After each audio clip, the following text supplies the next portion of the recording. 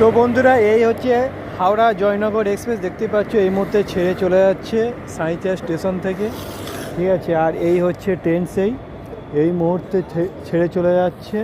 And আমিও নামলাম train থেকে, এইমাত্র নামলাম ট্রেন থেকে, জাস্ট এই মুহূর্তে ছেড়ে চলে যাচ্ছে। এটা জয়নগর যাবে, একদম বিহার হয়ে, বিহারে আর কি অ্যাকচুয়ালি জয়নগরটা অনেক দূরের রাস্তা, প্রচণ্ড দূরের রাস্তা। তোমরা একটু গুগলে বা ট্রেনের অ্যাপ থেকে সার্চ করে নেবে, অনেকটা দূরের রাস্তা, অনেক মানে লং ডিস্টেন্স, লং জার্নি।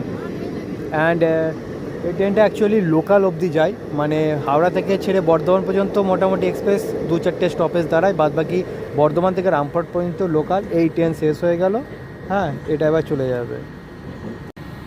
দেখো ট্রেনটা ছেড়ে চলে গেছে, বাট সিগন্যালটা কিন্তু গ্রিন থেকে লাল হয়ে গেল, ঠিক আছে।